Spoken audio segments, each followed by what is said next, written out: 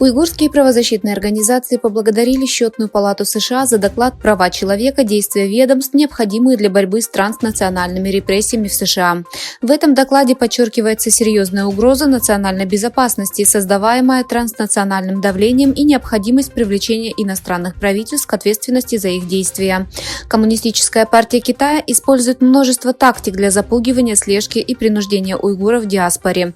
Распространение онлайн-слежки, попытки взлома и учетные записи ботов стали обычным явлением. Кроме того, уйгурские семьи в Восточном Туркестане подвергаются притеснениям и произвольным задержаниям и насильственным исчезновениям для запугивания уйгурской диаспоры и принуждения ее молчать о продолжающихся нарушениях прав человека. В пресс-релизе уйгурское движение поблагодарило за доклад, опубликованный Счетной палатой США. В пресс-релизе говорится: «Крайне важно, чтобы Соединенные Штаты приняли немедленные меры против транснациональных репрессий. Притеснение и преследование диссидентов, проживающих в США, со стороны иностранных правительств недопустимы, и доклад Счетной палаты представляет собой жизненно важную дорожную карту для федеральных агентств и Конгресса по борьбе с этой серьезной угрозой». Преследование режимом Коммунистической партии Китая мусульман, проживающих в Восточном Туркестане, 74 года оккупации, религиозные притеснения, лагеря наказания, запрограммированные на то, чтобы заставить уйгуров отказаться от своих национальных и духовных ценностей, и даже практика систематического геноцида вновь были вынесены на повестку дня в арабских СМИ. Телеканалы Аль-Джазира, Ватан, Аль-Рафейдан, которые входят в число всемирно известных арабских СМИ, в период с 29 сентября по 8 октября вели прямые трансляции с выставки живописи и культурных мероприятий на тему «Мы рассказываем о геноциде в Восточном Туркестане», проходивших в Стамбуле, организовывали интервью на эту тему и рассказывали исламскому миру о боли и страданиях мусульманских уйгурских стран.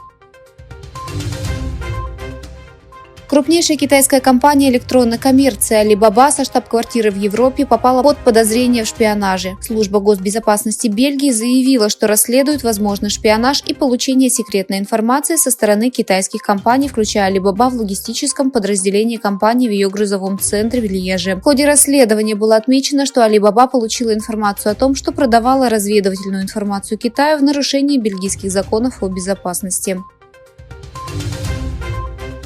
Всемирный банк понизил прогноз роста экономики Китая в следующем году, предупредив, что он упадет до самого низкого уровня с 1960 года. В своем октябрьском докладе по Азии Всемирный банк понизил прогноз для Китая на 2024 год до 4,4% с 4,8% ранее. В качестве причин понижения рейтинга называются долгосрочные структурные факторы, высокий уровень долга во второй по величине экономики мира и слабость в секторе недвижимости.